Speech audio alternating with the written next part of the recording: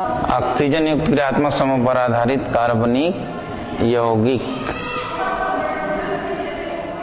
यौगिक अध्याय में हम पूर्व कक्षा कल या इसके पहले क्लास में इसका शब्दार्थ, इसका प्रस्तावना, इसमें ईथर है, एल्डिहाइड है, कीटोन है, कार्बोक्सिलिक अम्ल है, उस के बारे में चर्चा किए। मुख्य रूप से ईथर के बारे में कल बनाने की विधि, प्रयोगशाला विधि, उसके भौतिक गुण, आज रासायनिक गुण, उपयोग, एल्डिहाइड एवं कीटोन्स के बारे में चर्चा करेंगे, पढ़ेंगे। मुख्य रूप से ईथर का रासायनिक गुण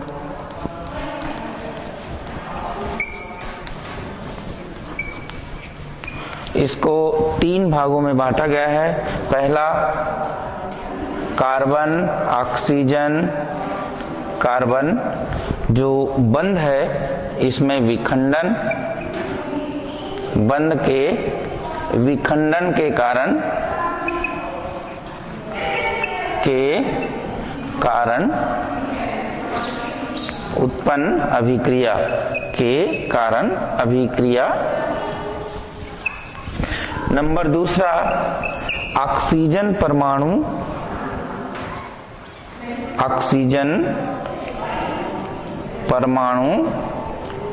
के कारण होने वाले अभिक्रिया। नंबर तीसरा आर समूह, जिसे एल्किल या एरिल समूह के कारण उत्पन्न अभिक्रिया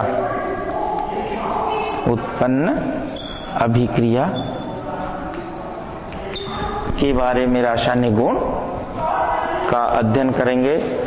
सबसे पहले कार्बन, ऑक्सीजन, कार्बन बंध के विखंडन का शाब्दिक अर्थ होता है टूटना। ऑक्सीजन और कार्बन के बीच में जो बंध है, यदि ये टूट जाएगा तो ऑक्सीजन कार्बन के पास आ जाएगा और कोई भी हाइड्रोकार्बन के साथ में अटैचमेंट या जुड़ जाएगा और एक नया यौगिक बनाएगा। हम इसके बारे में जब उदाहरण देंगे तो आपको स्पष्ट समझ में आएगा। तो पहला कार्बन ऑक्सीजन के कारण उत्पन्न अभिक्रिया। पहला रिएक्शन तनु H2SO4 के साथ क्रिया।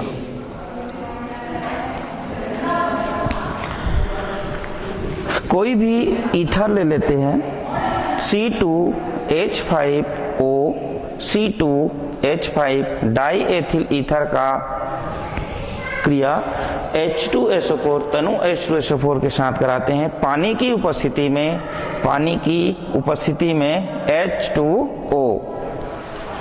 H2O को ऐसा लिख सकते हैं, हम लिख सकते हैं H2O तनु H2SO4 के साथ निम्न ताप और निम्न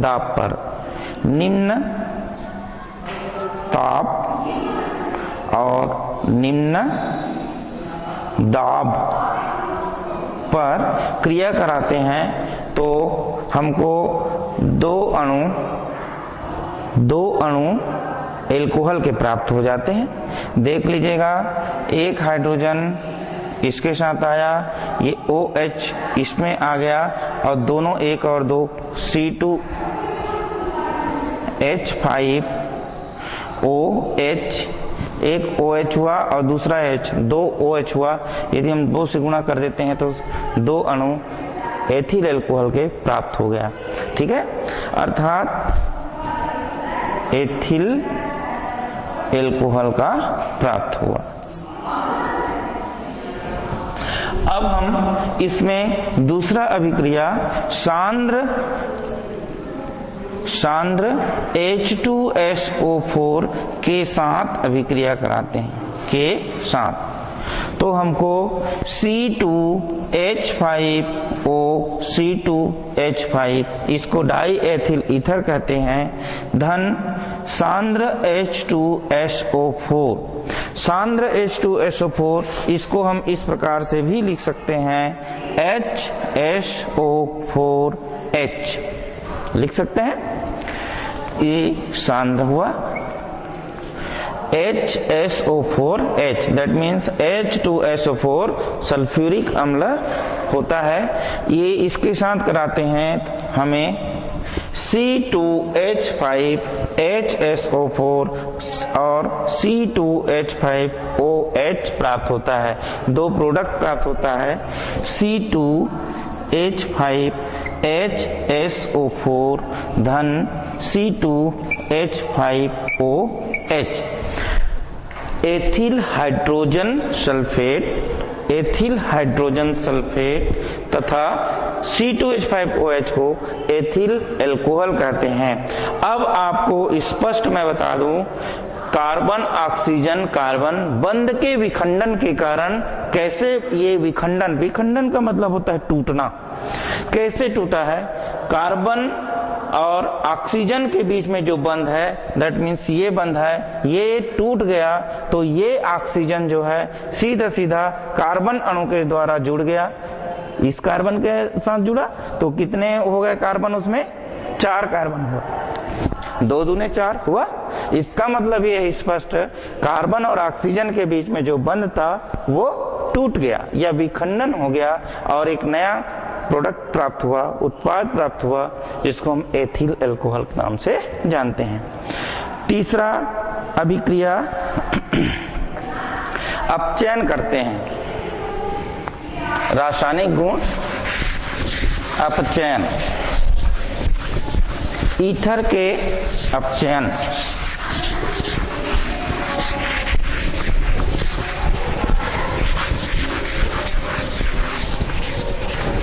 ईथर के अपचयन में अगला अपचयन, ये इसको तीसरा अभिक्रिया दीजिए, अपचयन।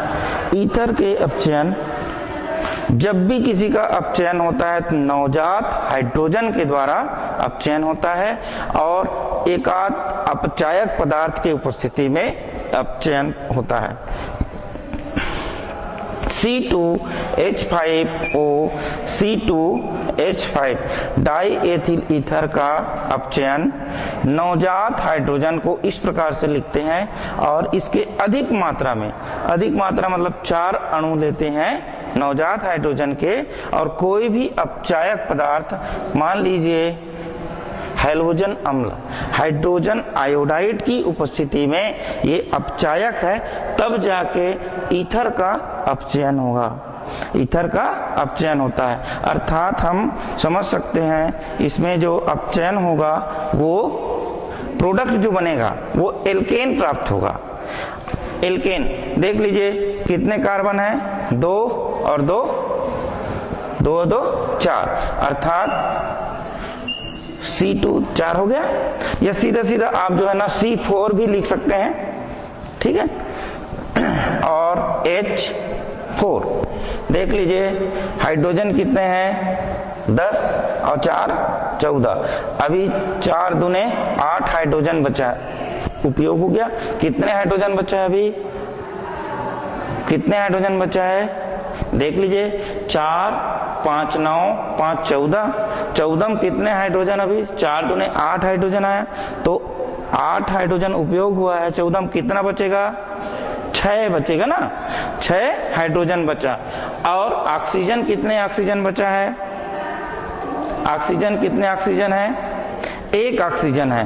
तो हमारा जो है जो इस प्रकार से H2O पानी बना, और कितने हाइड्रोजन अब बचा है इसमें, 4 दूने 8 और 2 10।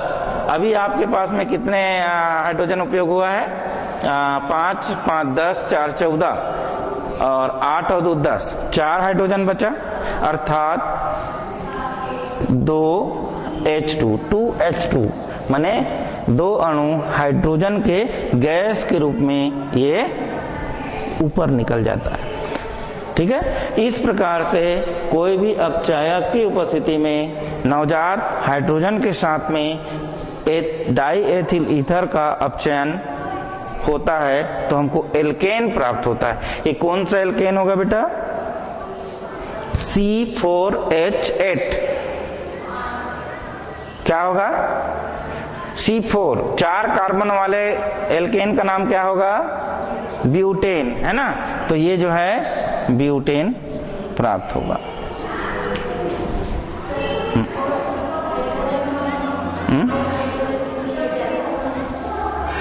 ज्यादा क्यों नहीं होगी?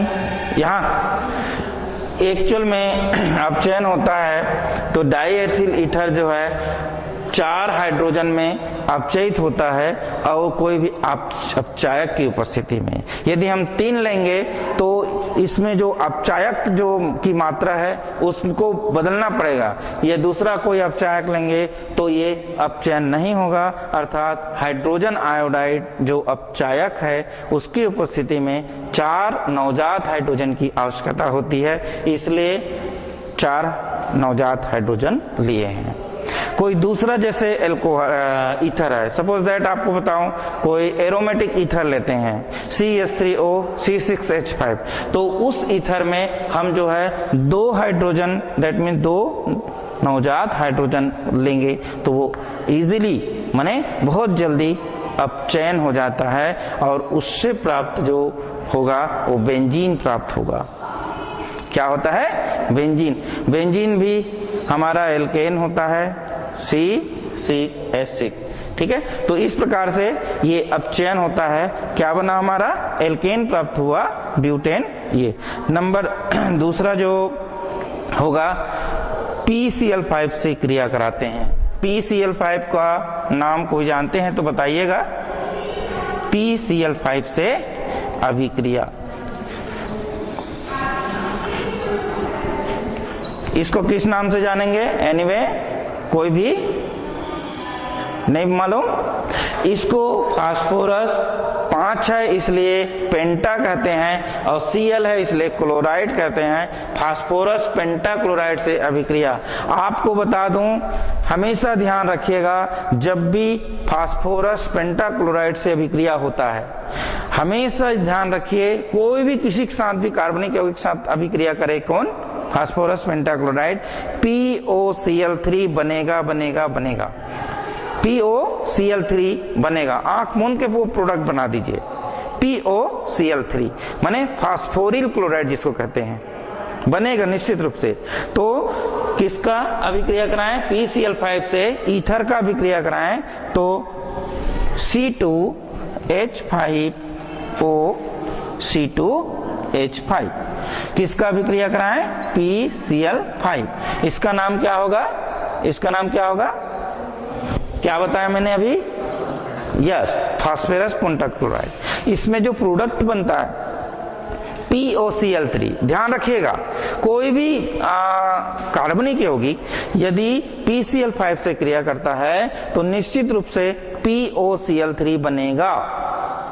कौन सा बनेगा? POCl3 बनेगा, अर्थात इसमें हम एरो का चिन्ह लगाते हैं तो एक प्रोडक्ट आप जो बना दीजिए POCl3। अब देखिए POCl3 बन गया, बचा क्या है इसमें? POCl3। यहां से कितने Cl बचे हैं?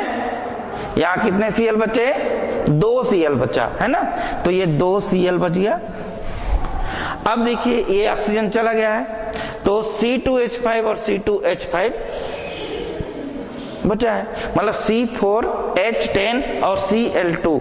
तो क्या बन सकता है इसमें? आप जो है बनेगा फास्फोरस पेंटाक्लोराइड से जब अभिक्रिया कराते हैं, है ना, तो PCl5 में POCl3 जब निकल जाता है तो इसमें जो बनने वाला जो पदार्थ होगा C2H5Cl। क्या बनेगा? C2H5 Cl। कितने Cl हैं? 2। और कितने C2H5 है? 2। अर्थात हम 2 अणु C2H5 का बना देते हैं, तो हमें ये नया उत्पाद प्राप्त होता है और इसका नाम है एथिल क्लोराइड। क्या बोले? Ethyl chloride. एथिल क्लोराइड, ये एथिल क्लोराइड प्राप्त हो गया हमको।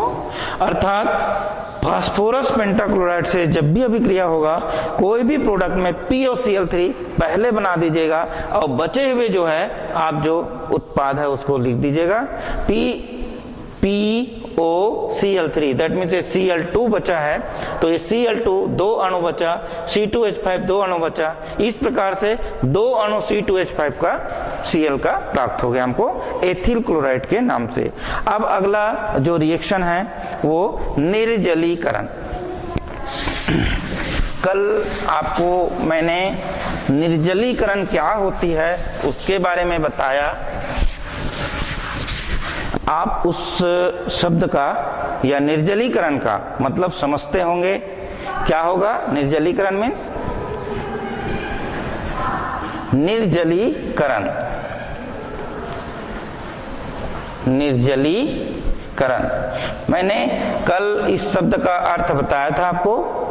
नि मतलब होता है नहीं और जल मतलब होता है पानी, जिसमें जल की जो अणु होगी या पानी की मात्रा होगी उसको निकाल देना निर्जलीकरण कहलाता है। ठीक है, तो हम ईथर में देखते हैं C2H5O C2H5, ये डाई एथिल ईथर का कोई भी देखो निर्जलीकरण, जल कैसे निकलेगा? या तो उसको गर्म करेंगे या तो कोई अवशोषक पदार्थ उसमें मिलाएंगे जो जल को सोख ले, है ना, तब तो जल निकलेगा।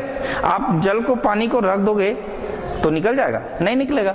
तो एक केमिकल मिलाते हैं बेटा इसमें, एल्यूमिनियम ट्राइऑक्साइड,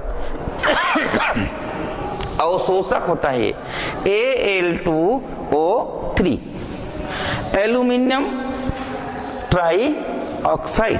इसकी उपस्थिति में यहां से जल के एक अणु निकल जाता है और जल के एक अणु निकल जाएगा तो बचेगा क्या? देख लीजिए, जल के एक अणु निकाल दीजिए ना पहले, H2O शानदार। चलो यहां से मैं H2 निकाल देता हूं, ठीक है। तो यहां क्या कितना बचा? 3 बचा, C2H3 और C2H5। इसको काउंट करिए, कार्बन कितने बच गया? कार्बन कितने बचे? 4। तो आप जो है C2 2 से गुणा कर दें, 4 कार्बन हो गया। हाइड्रोजन कितने हैं आपके पास? 5 और 3 8 होगा। तो 2 से गुणा होगा तो H4 हो जाएगा, माने C2H4 बन रहा है। अब हम आते हैं C2H4 का संरचना सूत्र इस प्रकार से, CH2 ऐसे ही तो होगा। अब हम सब जानते हैं कार्बन की संयोजकता कितनी होती है? 4 होती है। इसका मतलब यह है कार्बन की संयोजकता पूरा करने के लिए हमको 2 कार्बन के बीच में बंध लगाना पड़ेगा, ठीक है।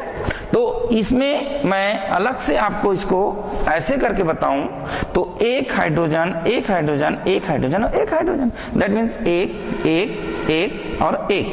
तो कार्बन की संयोजकता 4 है, तो अभी संयोजकता 1 और 1 2 बंध उपस्थित है। तो निश्चित रूप से हम 2 कार्बन के बीच में कितने बंध लगाएंगे? 2 बंध लगाएंगे, अर्थात ये एल्कीन होगा। क्या होगा? एल्कीन होगा। और 2 कार्बन वाले एल्केन का नाम एथेन होता है, तो 2 कार्बन वाले एल्कीन का नाम क्या होगा? यस, एथिलीन, ठीक है। क्या होगा? एथिलीन प्राप्त हो गया, इसका नाम है एथिलीन। एल्कीन, एथिलीन ENE लगता है ना। एल्केन में ANE लगता है और एल्काइन में वाई आइन लगता है उसमें, YNE आइन, याद रखिएगा। कार्बनिक यौगिक 3 तरह के होते हैं। 2 कार्बन के बीच में यदि एक बंध है तो एल्केन, 2 कार्बन के बीच में यदि 2 बंध है तो एल्कीन, 2 कार्बन के बीच में 3 बंध है तो वो एल्काइन। इसका मतलब 2 कार्बन के बीच में 2 बंध है, मतलब ये क्या बना, एल्कीन। और 2 कार्बन वाले का जनक नाम, जो पूर्वज नाम है, वो एल्केन में एथेन बनेगा, एल्केन में एथेन बनेगा। तो 2 कार्बन वाले एल्कीन में क्या बनेगा, एथीन बनेगा, बनेगा नहीं, तो ये एथिलीन कहलाता है। क्लियर, आगे बढ़े, चलिए नंबर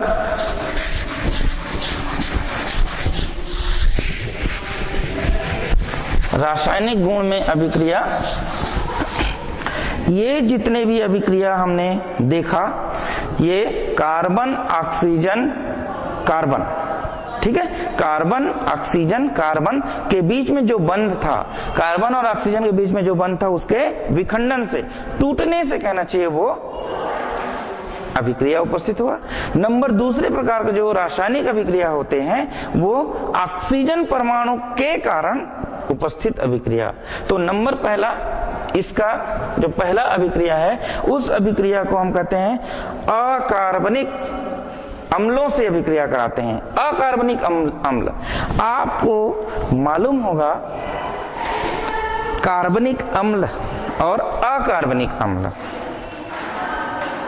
तो अम्ल को छोड़ देता हूं मैं, थोड़ा सा पहुंचता हूं यौगिक में।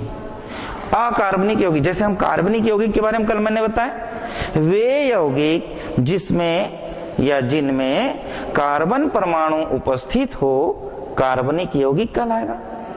तो अकार्बनिक यौगिक क्या होगा, वे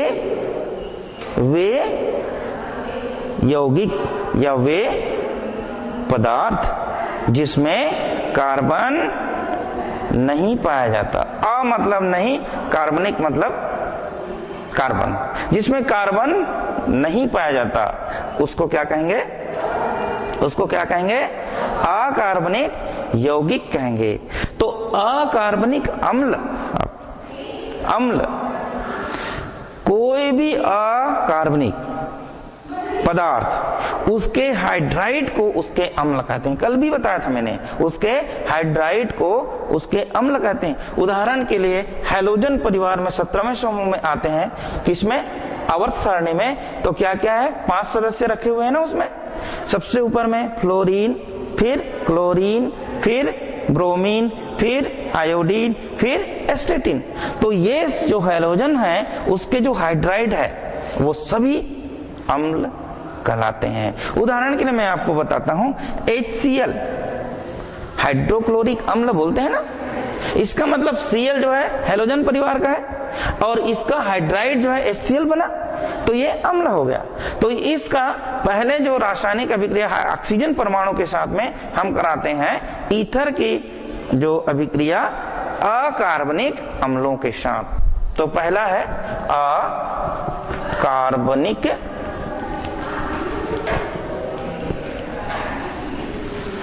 अम्ल के साथ अभिक्रिया, अभिक्रिया। देखिएगा अकार्बनिक अम्ल जो है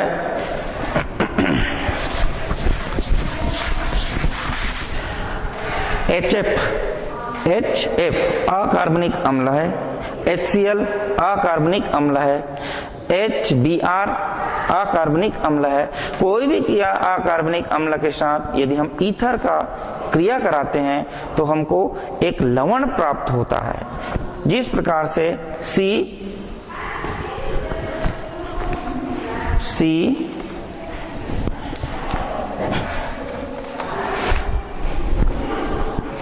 C2H5,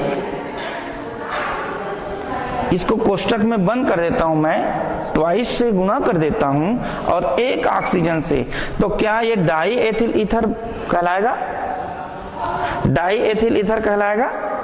कितने C2H5 ग्रुप रहते हैं? 2, और एक ऑक्सीजन परमाणु, ठीक है। तो एक ऑक्सीजन परमाणु 2 C2H5 के साथ में है, तो निश्चित रूप से क्या होगा? वो ईथर होगा। तो इसका अकार्बनिक अम्ल के साथ में क्रिया, मान लीजिए हम HCl के साथ में कराते हैं, तो HCl के साथ में अभिक्रिया कराते हैं, वो अकार्बनिक अम्ल कहलाते हैं या अकार्बनिक लवण भी कहलाता है। ये HCl की क्रिया कराते हैं तो हमको सीधा सीधा इसके क्लोराइड प्राप्त होता है। क्या प्राप्त होता है? क्लोराइड प्राप्त होता है।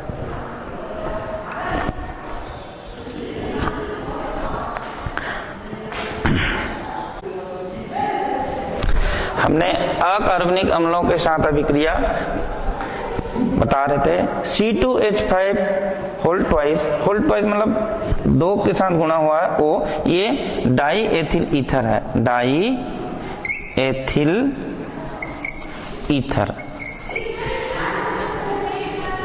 डाई एथिल ईथर को हमने एक्चुअल में डाई एथिल ईथर का सूत्र C2H5O C2H5 होता है। तो 2 C2H5 है, यहाँ भी 2 C2H5 है, और एक ऑक्सीजन परमाणु, यहाँ भी एक ऑक्सीजन परमाणु।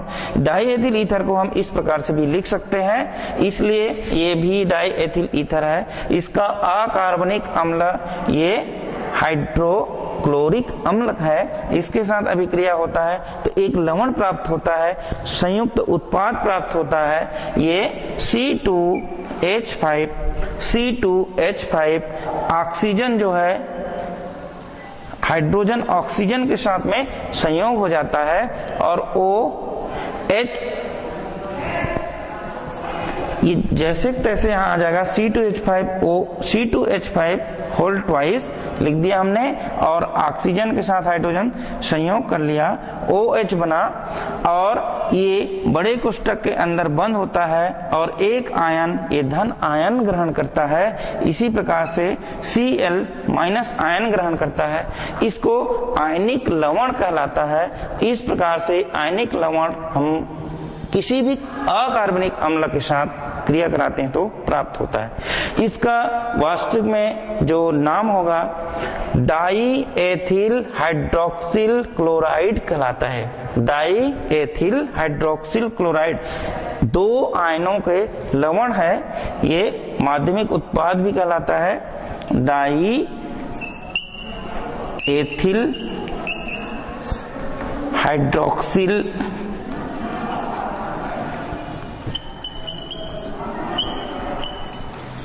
क्लोराइड आयन,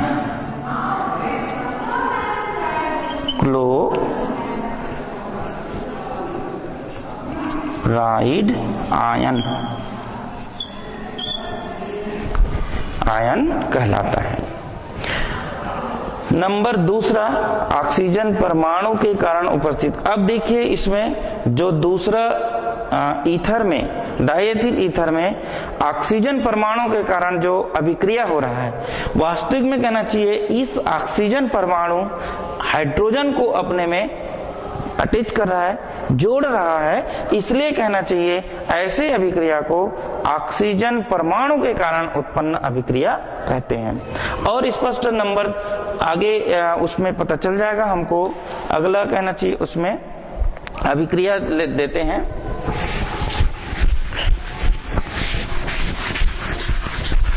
दूसरा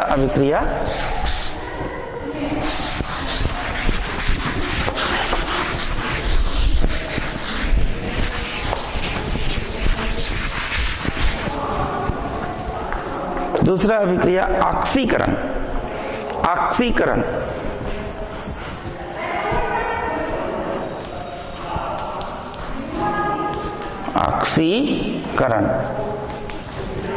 जिस प्रकार से अपचयन में नवजात हाइड्रोजन की उपस्थिति में अपचयन होता है, वैसा ही ऑक्सीकरण नवजात ऑक्सीजन की उपस्थिति में ऑक्सीकरण होता है।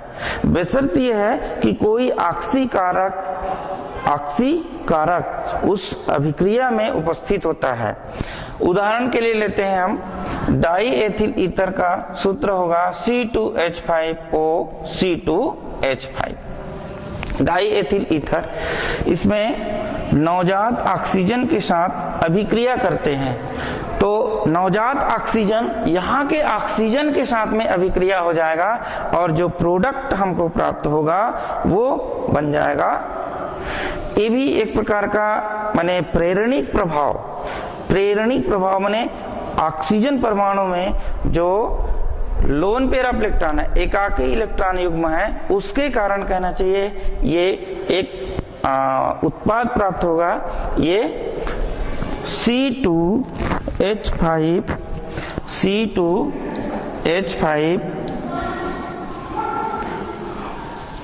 Whole twice C2H5 whole twice O arrow, ये प्रेरणिक है, ये ऑक्सीजन।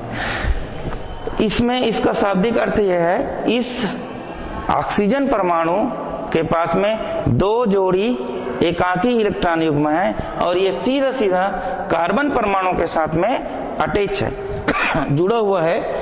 अर्थात इसकी जो इलेक्ट्रॉन माने ग्रहण करने की जो क्षमता है वो अधिक होगी और जो नवजात ऑक्सीजन है इनमें भी 2 जोड़ी एकाकी इलेक्ट्रॉन युग्म उपस्थित है, लेकिन ये कार्बन से अटैच नहीं है, इसलिए इसकी इलेक्ट्रॉन आकर्षण करने की क्षमता कम होती है। अर्थात ये नवजात ऑक्सीजन संयुक्त कार्बन से जुड़े हुए ऑक्सीजन से जुड़ता है और इस प्रकार प्रेरणिक प्रभाव युक्त एक प्रोडक्ट बनता है। और इस प्रोडक्ट को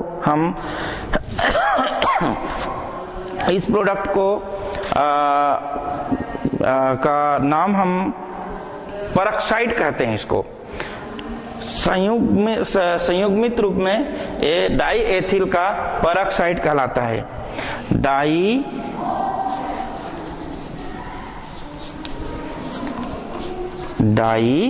एथिल का परऑक्साइड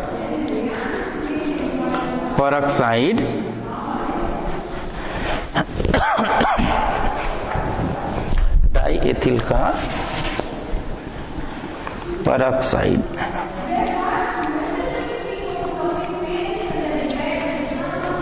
कहलाता है और इसका उपयोग ये काफी विषैला होता है, जहरीला होता है और ये हमारे माने मानव जीवन के लिए बहुत खतरनाक होता है।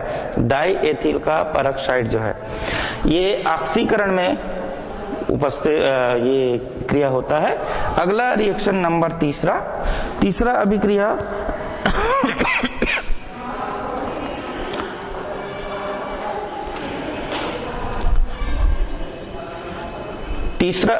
लुईस अम्ल के साथ में अभिक्रिया। आप सबने जानते हैं लुईस अम्ल किसको कहते हैं। जैसे जो एकाकी इलेक्ट्रॉन युग्म दान करता है ना, देता है, वो लुईस क्षार कहलाता है और जो एकाकी इलेक्ट्रॉन युग्म ग्रहण करता है वो लुईस अम्ल कहलाता है। उदाहरण के लिए लुईस अम्ल होता है BF3 तो निश्चित रूप से ये ग्रहण कर रहा है BF3 अम्ल कहलाया। और डाई एथिल ईथर में जो ऑक्सीजन परमाणु है उसमें जो एकाकी इलेक्ट्रॉन युग्म है वो लुईस अम्ल को क्या कर रहा है, दान कर रहा है, दे रहा है, तो वो लुईस क्षार कहलाता है। तो लुईस अम्लों से क्रिया, लुईस अम्लों से क्रिया, लुईस अम्लों से क्रिया C2H5O C2H5 यहाँ लोन पेयर ऑफ इलेक्ट्रॉन है ये, अर्थात इसको लुईस क्षार कहेंगे। तो कोई लुईस अम्ल किसके साथ क्रिया करा रहा है, लुईस अम्ल BF3 होता है, इसके पास भी लोन पेयर ऑफ इलेक्ट्रॉन है, ये लुईस अम्ल होगा तो डाई एथिल ईथर जो है लुईस क्षार होगा। इन दोनों के साथ जब अभिक्रिया होता है तो क्या बन जाएगा, एक आयनिक कंपोनेंट्स आयनिक यौगिक बनता है और ये आगे एक आयन को निकाल देता है अलग। तो इस प्रकार से बनेगा, देखिए C2H5 whole twice C2H5 whole twice O plus ion धन भी लिख सकते हैं या इसमें एरो लगाइए ऐसे, क्योंकि ये जो है ना किसको दे रहा है, लोन पेयर ऑफ इलेक्ट्रॉन अम्ल को। अम्ल लुईस अम्ल के क्या होगा, जो एकाकी इलेक्ट्रॉन युग्म को ग्रहण करता है, तो ग्रहण करेगा तो यहां से देगा तब ग्रहण करेगा, अर्थात एरो का चिन्ह लगाते हैं, BF3 लिख देते हैं और ऊपर में ऋण चिन्ह लगाते हैं। इस प्रकार से ये लुईस अम्लों के साथ में अभिक्रिया की होता है। इसको एक संकर लवण कहते हैं। क्या कहेंगे, संकर लवण। और अभी ये जो लवण प्राप्त हुआ है हमको, ये 2 आयन हैं, धन और ऋण, अर्थात इसको हम संकर आयन कहेंगे। संकर आयन लिख सकते हैं यहाँ पे, संकर आयन प्राप्त होता है। इस प्रकार ये जो अभिक्रिया है वो ऑक्सीजन परमाणु के कारण उत्पन्न अभिक्रिया हुआ। नंबर तीसरा जो अभिक्रिया है ईथर में, वो जो R समूह है, आप सब जानते हैं R समूह या एल्कील होगा या वो एरिल होता है। इसके कारण उत्पन्न अभिक्रिया के बारे में चर्चा करते हैं। तीसरा अभिक्रिया एल्किल या एरिल,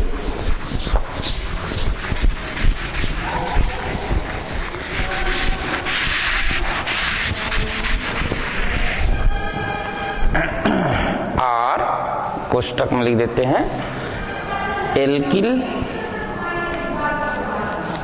ऑब्लिक एरिल समूह के कारण अभिक्रिया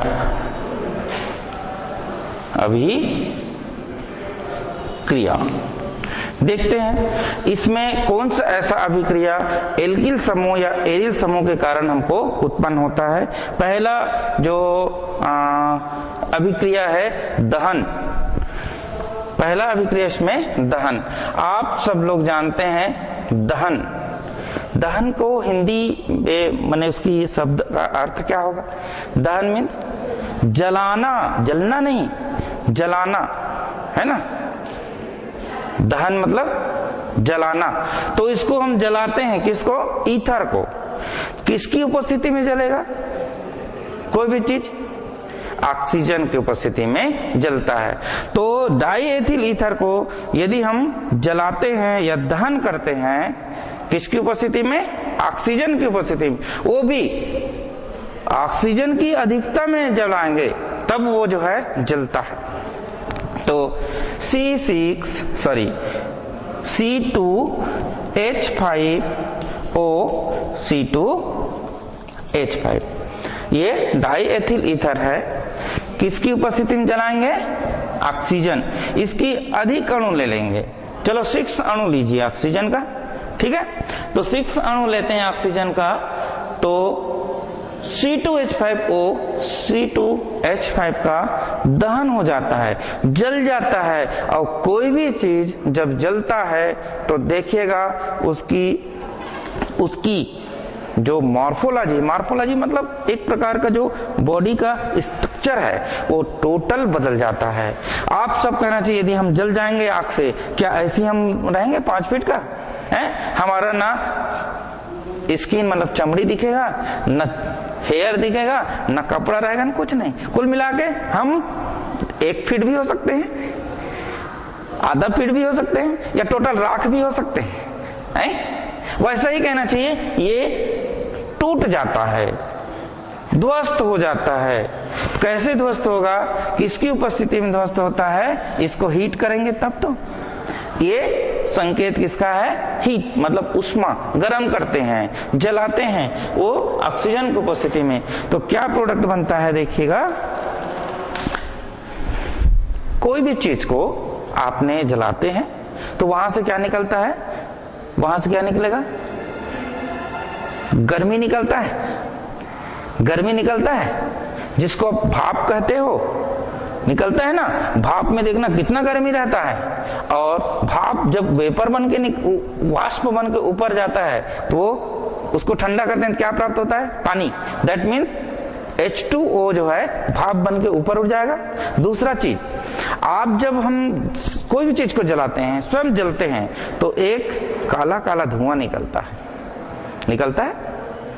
तो धुआं क्या किसका होगा? Carbon dioxide, carbon dioxide CO2, और ये पानी निकल जाता है। अब देखिए CO2 और H2O, आपके पास में कितने हाइड्रोजन है? 5 और 5 10। इसका मतलब निश्चित रूप से कहना चाहिए ये 5 से गुणा कर देंगे तो हाइड्रोजन कितने हो जाएंगे? 10 हो जाएंगे। कार्बन कितने हैं? 2 और 2 4। तो निश्चित रूप से हम 4 से गुणा कर दें इसको, है ना, 4 से गुणा कर दें तो 4 कार्बन हो गया। और ऑक्सीजन कितने हैं? 4 दूने 8 और 5 दूने 10, 8 5 13। यहां कितने हैं देखते हैं, गिनो आप लोग खुद गिनिए। देखो समीकरण बैलेंस होनी चाहिए। कोई भी समीकरण आप लिखते हैं, खासकर रासायनिक समीकरण जो है ना, किसका? कार्बनिक यौगिक का रासायनिक समीकरण बैलेंस होना बहुत जरूरी है। यदि एक अणु इसमें 4 को नहीं लगाए तो टोटल जो कार्बन डाइऑक्साइड की मात्रा एक अणु निकला, जबकि इसमें कार्बन डाइऑक्साइड बनाने की क्षमता कितनी गुना थी? कितनी गुना थी? कितनी गुना थी? 4 गुना थी। तो इसका मतलब क्या हुआ? आपका रिएक्शन अधूरा रह गया। इसलिए आप जब भी रासायनिक अभिक्रिया लिखते हैं तो क्या करेंगे? इसका संतुलन बनाए रखिएगा। और ऑक्सीजन 6 दूने 12 और 1 13, इसको 4 से अपन गुणा किए थे। 13 ऑक्सीजन हुआ कि नहीं देखिएगा, 4 दूने 8 और 5 13। इस प्रकार से ये कार्बन डाइऑक्साइड प्राप्त हुआ और क्या हुआ? पानी, H2O। और ये H2O नीचे नहीं रहता भाई, पानी बन गया है तो नीचे चलो उसमें होगा, गर्म करते हैं तो नहीं रहता। चाय बनाओ ना, आप चाय बनाइए, ठीक है, आप यदि देखते हो उबलते तब तो चाय पी लेते हो, और नहीं देख लिए भूल गए चाय रखे हो आप, कुछ देर बाद देखते हो तो कोयला काला काला दिखता है, कहाँ गया पानी? वो वाष्प बन के उड़ गया। वैसे ही वो वाष्प बन के ऊपर उड़ जाता है, और ये कार्बन डाइऑक्साइड गैस अवस्था में होता है, ये भी उड़ जाता है। तो कुल मिला के यदि हम ऑक्सीजन की उपस्थिति में डाइएथिल ईथर को गर्म करते हैं तो इसका क्या हो जाता है? वो टूट जाता है, दहन हो जाता है, जल जाता है, और कार्बन डाइऑक्साइड और पानी में टूट जाता है। इस प्रकार से ये जो अभिक्रिया है, ये जो अभिक्रिया है एल्किल या एरिल समूह, अभी इसमें देख रहे हो आपने, ये एल्किल समूह की उपस्थिति में हो रहा है। कौन से में? एल्किल समूह की उपस्थिति में हो रहा है। अब आपने एरिल समूह भी लिखा है, तो देख लेते हैं कोई एक एरिल का, देखिएगा, चलिए। C6H5O C6H5 C6H5, इसका नाम क्या नाम हो जाएगा? डाईफेनिल ईथर, है ना। ये भी जलता है कि नहीं देखते हैं। ऑक्सीजन की उपस्थिति में हीट करते हैं, इसमें भी कार्बन डाइऑक्साइड बनेगा और पानी बनता है, CO2 धन H2O। 5 5 10, मतलब 5 से इसको भी गुणा कर दीजिए, 10 हो गया हाइड्रोजन। और 6 और 6 12, 12 से इसको गुणा कर देते हैं तो 12 कार्बन हो जाता है। ऑक्सीजन कितने? 6 दूने 12, 6 दूने 12, तो इसको ज्यादा लेना पड़ेगा ऑक्सीजन को, है ना। 6 दूने 12 और 1 13 हो रहा है, तो 5 और 12 दूने 24, 24 और 5 31 है। तो आपका यहाँ पे 15 अणु लीजिएगा, इसको बहुत अधिक मात्रा में लेना पड़ता है। क्यों? क्योंकि ये एरोमेटिक है, एरिल है, एरियल समूह है, एरोमेटिक है, उसको ज्यादा ऑक्सीजन की आवश्यकता होती है और अधिक देर तक गर्म करना होता है, तब जाके इसका दहन होता है और ये 12 कार्बन डाइऑक्साइड में और 5 पानी के अणु में टूट जाता है। इस प्रकार से ये जो अभिक्रिया है एल्किल या एरियल समूह के कारण उपस्थित होने वाले अभिक्रिया है। नंबर दूसरा जो अभिक्रिया होगी